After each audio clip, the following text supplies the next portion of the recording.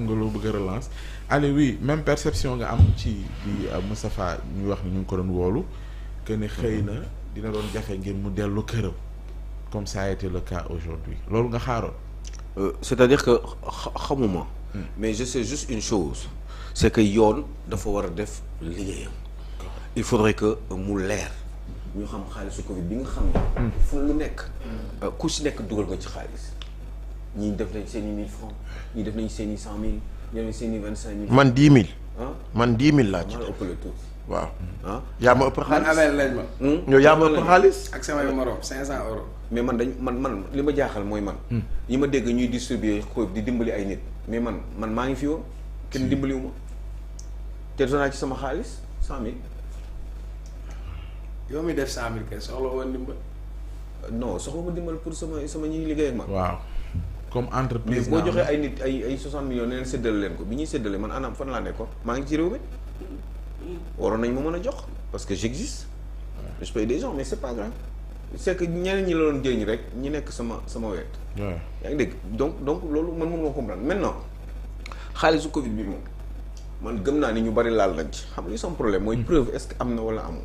ah quand même parce que loi d'habilitation loolu comme ni ko sama jaraat waxee boulevard la pour quand même parce que on n'est pas des pays sérieux on est un pays quand même de corruption dans ce pays là donc yooyu boo ko defee surveillance bi du mën a am.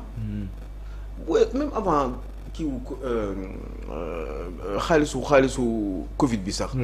tu sais moi je le dis souvent nos ministres là et nos DG là qui ont des responsabilités dans ces pays là mais quand même en général c'est li ñuy sàcc quoi li ñuy sàcc parce que boo xoolee seen patrimoine non c'est vrai.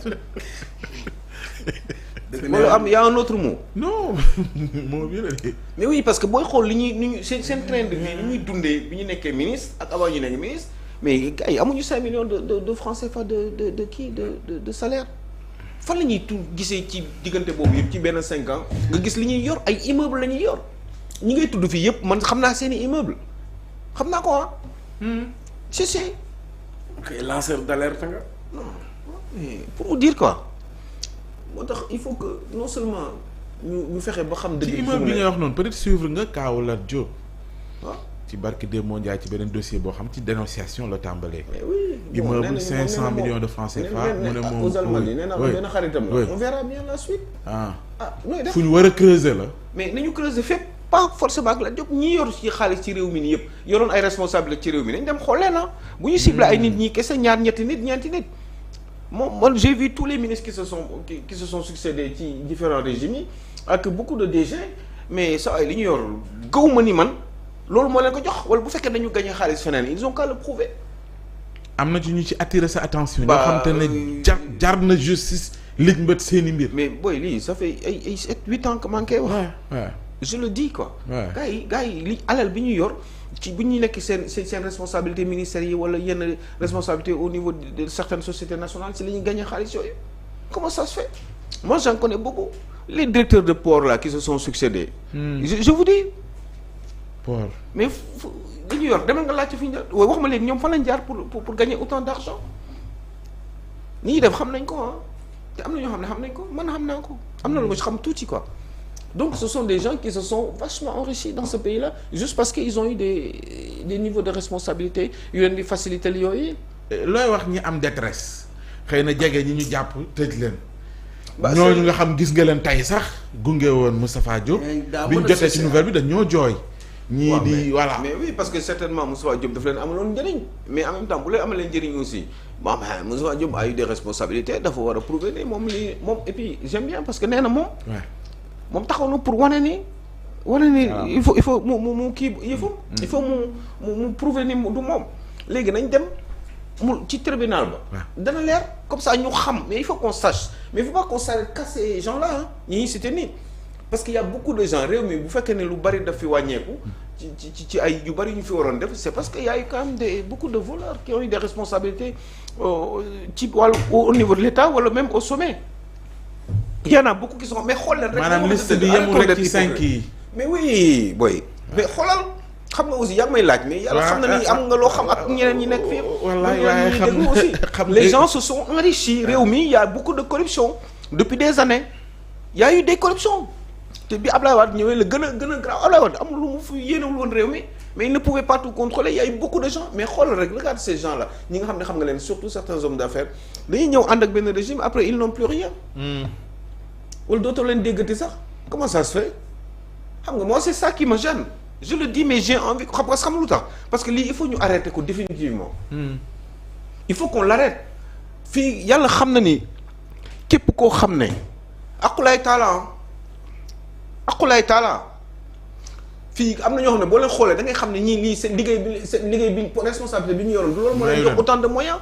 mais est-ce que dina dissuader pratique bii nii Aliou est-ce que dina dissuader soo xoolee ni bon am na ñoo xam mu yeggee cautionné après ñu am liberté on comprend finalement lan mooy option justice bi Abbas mu ngi koy c'est-à-dire xam nga justice moom liggéeyam lay def ci benn kii déterminé ci benn domaine déterminé voilà kaw Moussa Diop kaw diw ak diw x y z ñu def ko ñu pare ci selon yoon ni mu tëddee voilà dégg mën nañ leen sax bañ a tëj bu dee yoon newul ñu tëj leen wala ñu bàyyi la comme li nga wax sànq exemple bi nga joxee dootuñu liggéeyati bu loolu il faut que yoon prévoir ko pour loolu mu mën a nekk sinon fii justice fi mu yem war a yem rek la war a yem mais il faut non seulement xam nga lenn la ñu mën a def pour se rattraper. bu fekkee ni mënuñu jàpp ñenn ñi. mooy il faut qu'il fasse en sorte que gars yi di fay impôt parce que impôt ci sa patrimoine la ñuy sukkandiku pour fay loolu impôt ou ci société bi la impôt sur les sociétés ou sur le revenu ou même des fois sur la fortune parce que am na ndax du benn waaye yooyu yëpp il faut que ñu teg ay plan buy permettre ni kenn dootul rëccati ci ay impôts surtout ceux qui ont les moyens waxuma le maire qui la maman qui vend du gerte caafoo yi demee noonu mais je parle des gens même ceux qui travaillent ceux qui gagnent des millions mais munoo am ñetti 4x4 2024 ñëw am 6 4x4 2025 ba pare di déclarer bu ñu la laajee la nga fee nga ne fi ne rien à déclarer.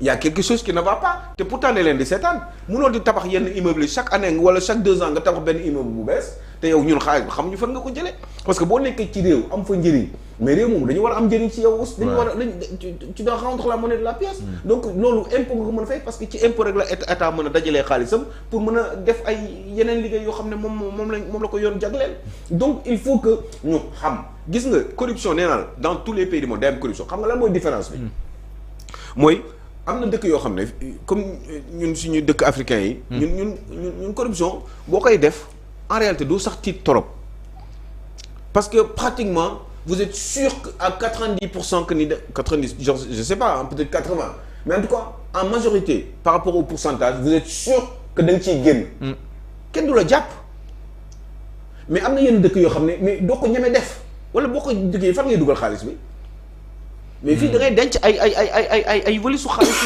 ay kaabu xaalis et ça ce n'est pas normal kenn mënu koo xam mos nañu fi toog benn jour ñu ne benn xawma lan un monsieur qui était à la douane qui bu doomam jëloon ay xaalis ci këram mais loolu dafa waroon alerter ji bare xaalis boobu fan la ko jëlee moi je veux bien que les gens ils soient des millionnaires des milliardaires parce que baax na ci réew parce que ñooñu plus ñu nekk milliardaire plus état bi di lekk ci ñoom ci wàllum ay impôts plus ñuy jël ay nit di leen liggéeyloo mais ça n'existe pas donc il faut que loolu non seulement ñu def ko le patrimoine des Sénégalais surtout ñi nga xam ne dañu téye réew mi ci wàllum économie dañu war a xam ñaata la bu ay kii ñi kuy baatare bu bari mais il faut ñu xam sa xaalis bi fa nga ko jëlee il faut ñu leen di surveiller waxuma surveiller di xam waa ji kan lay kii ak kan lay may ak yooyu mais yow sax di ngay déclarer inspecteur des impôts yi à un moment donné du kayit yi ñu leen di jox rek ci la ñu war a sukkandiku war nañu am ay flair aussi nga xool nit immédiatement nga comprendre ni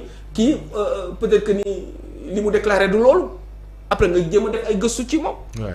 waaye da ngay ñëw déclarer des fois sax inspecteur des impôts yi ñooy nekk en complicité avec ces gens-là parce que eux aussi des fois ça arrive que ils s'enrichissent illégalement parce que des fois ñoom ñooy décider ñoom ñooy évaluer à peu près ñaata nga war a fay. ci évaluation boobu bu dee 100 la ñoom mu ne leen ne 25 et puis yow après yeneen 25 yi kan moo koy fay yeneen 25 yi mun nga ko jox moom alors boo dee inspecteur des impôts et pendant 10 ans vous faites la même chose mais forcément da nga am ay 3-4 immeubles xool leen rek ñoom ci seen biir au Sénégal. administration bi ñoom c'est des bourgeois alors que bourgeois non war nga vivre normalement pour mën a def sa liggéey normalement surtout ci ay secteurs yi nga xam ne c'est des secteurs corruptogènes. d'accord na mais quand même mënuñu leen bàyyi gars yi ñuy bari xaalis noonu kenn du xam. pourquoi ils ont beaucoup d'argent comme ça lu tax ils ont tout ay tool ay machin ay immeubles ñoom ñëpp immeuble Dakar yëpp ñoom ñoo ko séddoo. et ça c'est pas normal pendant ce temps là yow da ngay liggéey pendant 20 ans sa banque maa ngi dégg bërki dem benn femme bu nekk États-Unis couple la quoi dañu leboon xaalis ci banque bi ñuy liggéey aux États-Unis jënd fi terrain bëgg tabax mais amuñu autorisation mais femme boobu neen daf elle est inquiète elle est très embêtée parce que elle arrive pas à fi mu bëgg a tabax sax mënu fa tabax mais am na ñoo xam ne ay 20 ans 30 ans la ñuy fay kii la ñuy fay seen i boru kër mais am na ñoo xam ne en 5-10 ans yi ça y est c'est réglé ils ont une maison pare nañ ci. donc yooyu dañ ko war di surveiller donc il faut une administration assez fluide. ci wàllum gëstu yi liggéey bi organisation bi pour que les choses puissent avancer. mais ñoom Moustapha Diop liggéey bi na leer. justice na def liggéey bu mu fexe nag bu mu am ku mu am ndey ak ku mu amul ndey na lépp leer ñu xam. kan mooy def lan. c'est tout. Pape Moussa. ci même cas wu Moustapha Diop bi est-ce que surprise la ci yow li mu jot a dund tey. pas tout à fait d'autant plus que toute la semaine maa ngi doon wax ne il risque de subir le même sort que Sophie Gladima.